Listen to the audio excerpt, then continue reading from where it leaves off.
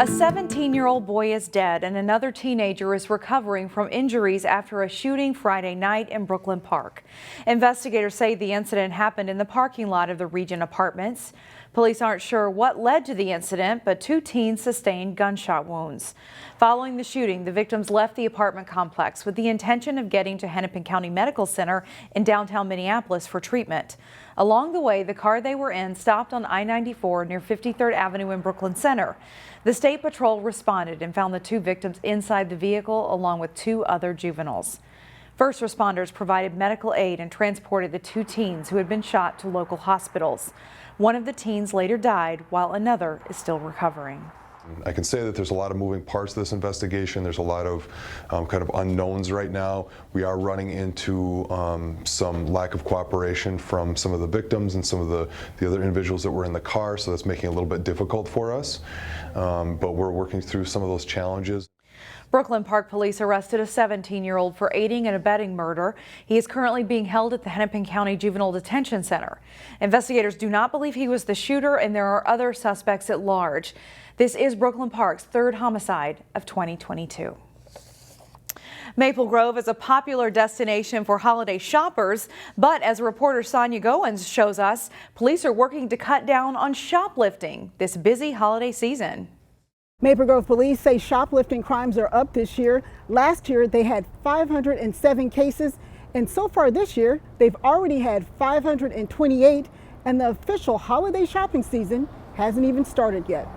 We do see an increase in shoplifting around the holiday season just because the stores are so much busier. Main Street, Arbor Lakes, and other areas attract a lot of customers during the holidays. Unfortunately, some people don't want to do the right thing and pay for merchandise. This year we're seeing an increase in the number of reports that we're getting from retailers on shoplifting crimes. Commander Jonathan Wetternock says sometimes thieves will carry tools to defeat security tags. They include large magnets like the ones stores use to remove tags or small pliers to cut them off. The big box stores are always an issue just because of how busy they are, and they have to, it's hard for them to keep a lot of product, secured. Maple Grove police launched their holiday crime initiative to go after criminals and reduce thefts. We deploy our resources and our officers to specific areas to help deter and also to apprehend people who are involved in retail crime. They're also using portable trailer cameras to keep an eye on problem areas. That helps us both identify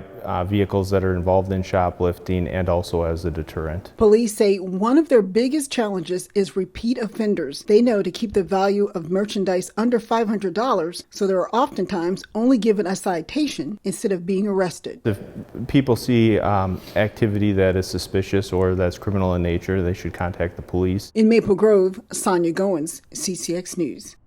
Maple Grove police also urge shoppers to be alert of their surroundings, keep an eye on your wallet or purse, and park in well-lit areas. Times are tougher than ever right now. Grocery bills and everyday expenses are off the charts. In Brooklyn Park today, a plea from one of the nation's largest hunger relief agencies. Governor Tim Walz and Lieutenant Governor Peggy Flanagan stopped by the warehouse facility at Second Harvest Heartland in Brooklyn Park. They discussed the impact of inflation on families. The Lieutenant Governor also shared a personal story. Our family was one of those families who relied on food banks. We relied on SNAP. I was on free and reduced price lunch. And so these programs, people shouldn't feel ashamed applying for these programs or asking for help. Local food shelves say their demand is up 30% over the previous year. Officials with Second Harvest Heartland say food supports that were provided during the COVID-19 pandemic have now gone away, contributing to that extra demand. They're calling on the legislature to use some of the state's budget surplus to help meet that need. We're buying more milk than we've had to. The price of milk for us is up 30%. The demand at food shelves is up 40%. We can't keep up, and that's why we need to come to the table in a different way. Governor Walz says wages that have increased still haven't offset the inflationary costs for families. The Northwest Suburbs will be represented on some key leadership posts during the upcoming legislative session. In the Minnesota House, in which the DFL retained control, Representative Samantha Vang of Brooklyn Center will lead a post on agriculture, while Mike Freiberg of Golden Valley will chair an elections committee. Michael Nelson of Brooklyn Park will lead a committee on labor and industry, while Jenny Cleavorn of Plymouth will head the state and local government committee.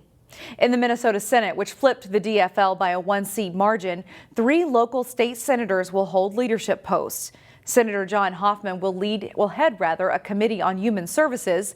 Ron Latz will chair the Judiciary and Public Safety Committee, and Ann Ress will oversee the Taxes Committee. The state legislature convenes on January 3rd. In Golden Valley, plans are in place for a Tesla dealership to be built. The City Council recently approved plans for a dealership to locate in an area just east of Shopper Park. An existing building there would be torn down and a new 50-square-foot complex would be built. City planners say the new dealership would not generate significant traffic for the neighborhood, saying it would be visited by customers on appointment.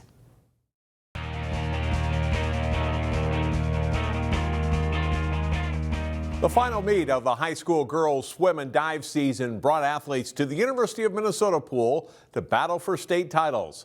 Here's Jason Malone with the Class AA Finals highlights. The best high school swimmers and divers collide in the girls Class AA state meet. 200-yard medley relay. Minnetonka's team of Annabelle Wenzel, Riley Hewlett, Maggie Rhodes, and Paige Dillon win, with Wyzetta's quartet of Tessa Moore, Nora Robbie, Claire Renke, and Kimberly Land taking silver. 100 backstroke, St. Michael Albertville's Lily Van Heel wins. Maple Grove sophomore Libby Bacher swims a good race and finishes third. 200 individual medley, Wyzetta's Renke is just 6/100ths of a second behind Edina's Katie McCarthy, who clocks a winning time of 2 minutes 3.1 seconds. 200 freestyle relay, McCarthy gets the Hornets another win, swimming a strong anchor leg. Edina would win the team championship. In the 400 freestyle relay, Minnetonka's Wenzel swims the winning anchor leg, securing a second-place finish for the Skippers. In the 100 butterfly, a great race as Renke holds off Wenzel, and the Wyzetta senior wins her third state title in the fly. The Trojans are third in the team standings, and it's an emotional night for Renke. It's not going to be about getting first 3 times. It's not going to be about going a 53. It's just going to be about all the friendships I've made throughout the 5 years I've been on the team, even though we're all going our separate ways next year. The state adapted soccer tournament wrapped up Saturday. The PI division had a championship rematch featuring a local team. Jay Wilcox has the highlights. The Robbinsdale Hopkins Mount Westonka Robins PI adapted soccer team hoping to repeat as champion as they meet Dakota United. Jose Leon Estrada sidesteps the defender and sneaks a shot through the goalie. It's in, and the Robins lead 1-0 5 minutes in. A few minutes later, Estrada is wide on the first try. He gets it back and slips a shot just inside the goalpost for his second of the game. The Robins take a 2-0 lead. But a minute later, Fiona Sitzman blocks the pass and tucks a nice left-footed shot in as the Hawks pull within 2-1 at halftime. Second half, and Jada Johnson's free kick deflects around. Estrada's shot is blocked, but Anthony Doctor Jr. puts the rebound away, and the Robins lead it 3-1. But Dakota United isn't done. The pass from the corner deflects to Sitzman, and she drills the high shot in to make it 3-2. She later ties it 3-3. And then Sitzman strikes again. A couple of defenders challenge her, but she rolls a shot through traffic and in. Sitzman scores all 4 goals as Dakota United rallies past the Robins for a 4-3 win. Park Center meeting St. Paul Johnson for the consolation title in CI Division Adapted Soccer. Johnson's Gabriel Morales blocks the clearing attempt, then settles it down and puts a nice shot into the corner as they grab a 1-0 lead. Then Johnson trying to clear, but Jake Detman's well-placed shot from mid-court hits the corner of the net as Park Center ties it 1-1. They capitalize again on a clearing attempt as Gaetano Sanders drills it home from the middle. The Pirates go in front 2-1. Emilio Hernandez threads a great pass to Joseph Johnson, and he sneaks a well-placed shot in for a 3-2 lead. The Pirates lead 4-2 at the half, but Johnson rallies for a 9-8 win. Jay Wilcox, CCX Sports. This weekend marks the 20th anniversary of the Turkey Trot Boys Hockey Tournament, hosted by the Wayzata Trojans and sponsored again by CCX Media. Here is a schedule for this weekend's tournament at the Plymouth Ice Center. Last year's state Class AA runner-up Maple Grove faces off with Edina in the first game Friday at 5 p.m., followed at 7:15 by Moorhead against Wayzata. On Saturday, the third place game is scheduled for 5 o'clock, followed by the championship at 7:15. Edina is the defending Turkey Trot champion. You can see all of these games live on CCX1, channel 799, and online at ccxmedia.org. That's all for sports. More news after this.